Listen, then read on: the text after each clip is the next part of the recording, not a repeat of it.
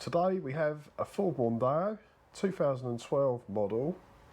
It's a 2 litre TDCi, the diesel engine, and it's got roughly 130,000 miles on the clock. This car today has come in for a brake fluid change. I generally recommend every sort of 3 years. It's a good idea to change the fluid. It does absorb moisture and it can make the pedal a little bit spongy, so it's a good idea to change the fluid. This is the reservoir here, which I'm going to extract as much fluid out of this before I start bleeding the brakes. It just seems a bit pointless really pumping all the old fluid around the system when you can get quite a bit out and top up with fresh. So usually, I'm not sure if other people do it, but I like to get out as much fluid as I can before pumping it all through the system. You could use a turkey baster or anything you've got to hand, but due to the shape of this reservoir, it doesn't look like I'm actually going to get much out of there. So I will just go straight to bleeding the brakes.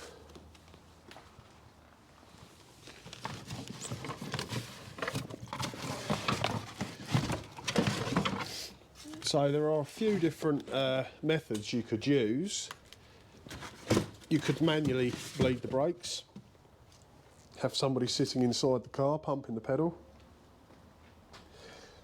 I'll try to avoid that actually wherever I can, particularly on older cars, because you're pumping the brake pedal to extremes that it doesn't usually go to, and you can risk damaging the seals in the master cylinder, and then you just end up with a not a very good brake pedal, having to replace the master cylinder. That's clipped on. Good idea to have some blue roll or rags kicking around. Brake cleaner makes, brake fluid makes a very good paint stripper, so just be mindful of that if you do spill any. Have some fresh water and clean rag just to wipe it down and clean up.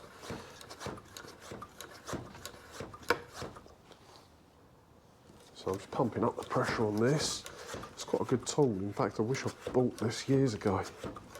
I've been using a vacuum operated device which you put onto each bleed nipple to pull the fluid through, which can take quite a while. This pressure bleeder, I think this was about £60. Sealy is quite a good brand. You can get cheaper ones online. I thought I'd go for a decent brand because I'm using it most days. So that's got plenty of fluid in it. I think it says don't go over 28 psi. So that's fine now, that's pumped up. I can leave this somewhere under the bonnet. I wonder if it'll stand on there. That's it. And then we can take the ramp up and start bleeding.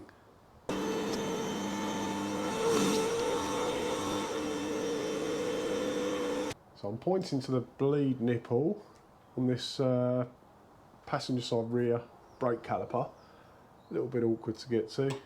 Obviously you could take the wheel off. I'm going to have a go at bleeding it with the wheel still on.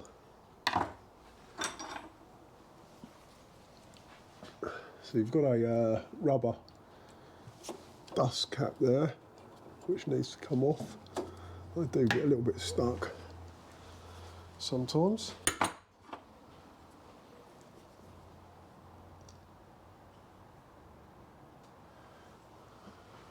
I believe that's 11mm. Yeah, 11mm. So I've got a step ring spanner, which is a bit easier on this particular caliper. I'm just going to make sure it will come loose. Yeah, that's fine. They do seize up because sometimes it's a job that often gets neglected. Right, I've got a bleed bottle here which As you can see, it's homemade. Just an old brake fluid tub, a bit of wire and a tube. Make sure that you've, you know, the tube isn't a snug fit there, because you need air to come out of the bottle to allow the fluid in. You can buy bleed bottles, but you know, you can make one up easy enough.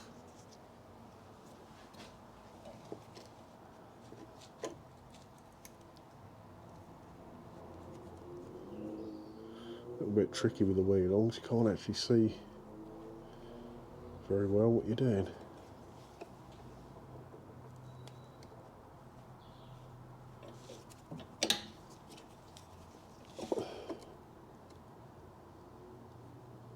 Yeah, right.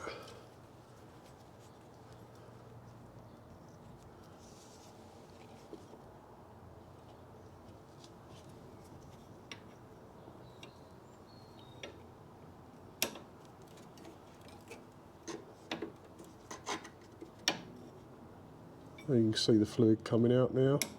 Might be able to see it. It's trickling into the bottle.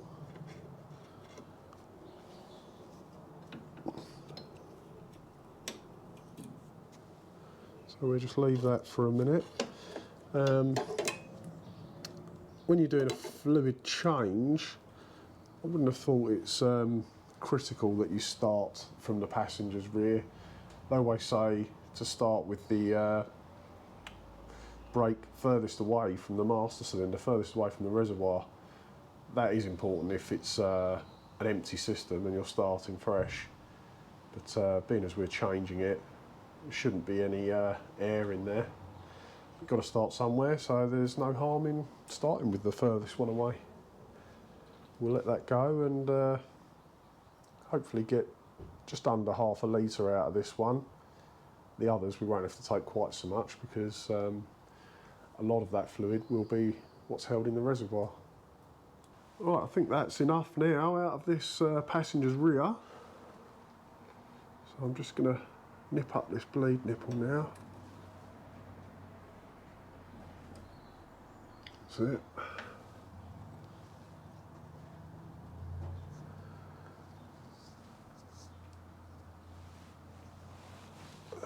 Put the dust cap back on.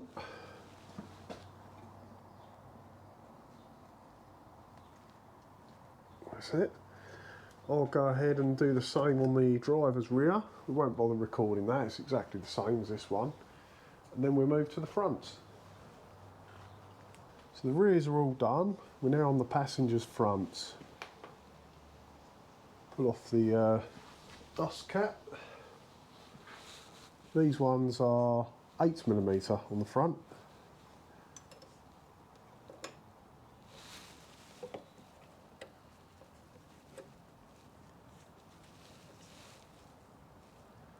A little bit easier to see what's going on.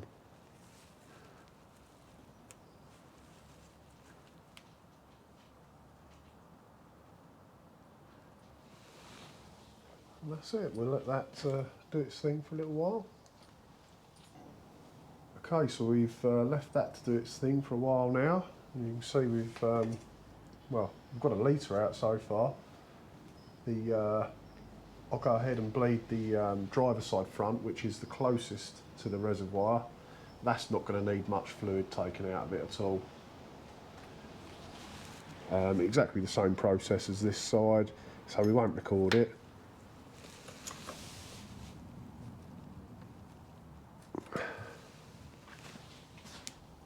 Pop the dust cover back on. And that's that side complete.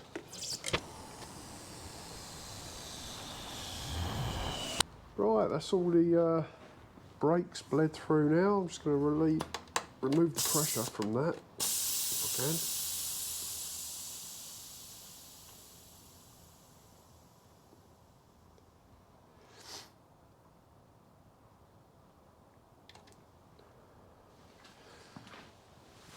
Right, this is where it's going to dribble a bit out. Always does.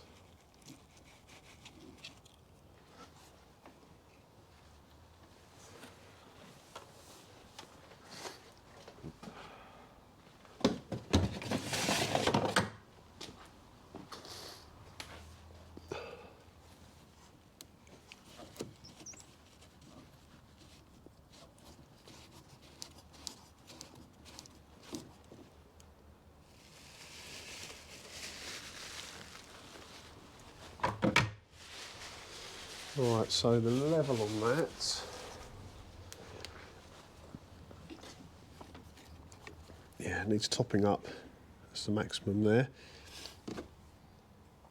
Should have said before I started actually, the brake fluid type is on here, .4. You do get different numbers, but .4 is the most common. But just double check and make sure you purchase the correct fluid for your car.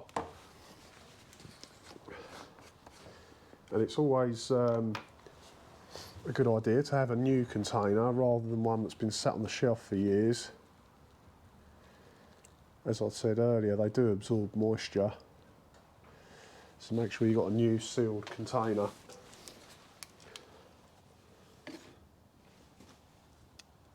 I buy quite a bit of it, so it's normally around about, oh, I've put too much in there now, it's normally around about £25 for 5 litres.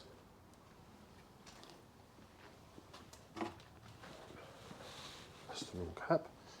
Where did I put it? Oh, there.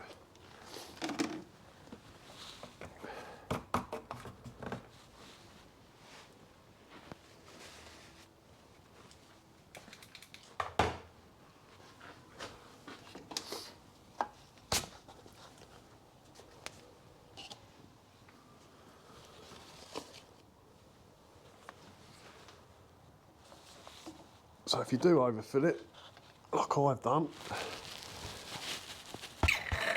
use a turkey baster or something similar, just to extract a little bit.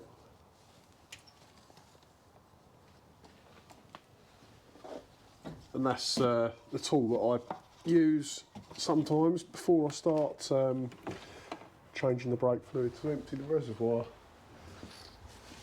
Doesn't take long to do. And as I was saying earlier, if you spill any, make sure you've got some water and dry cloth. Make sure that lid's done up properly. Just give it a little rinse off.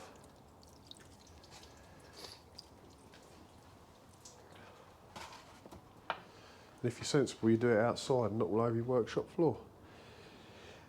That just about brings it to an end. All that's left to do is give the car a road test. Make sure you've got a good brake pedal before you set off. Should have a nice solid pedal with the engine turned off. Then when you start up, the pedal will go down a bit where the servo is assisting. All I would do is give this one a road test and have a quick glance around the bleed nipples and make sure they're not leaking. So the tools I used for the job, quite simple really. The pressure bleeder, the bleed bottle, and a couple of spanners. Rear bleed nipples on this car are 11mm. The front ones, I said earlier, were 8. It's my bad eyesight. They're 9mm.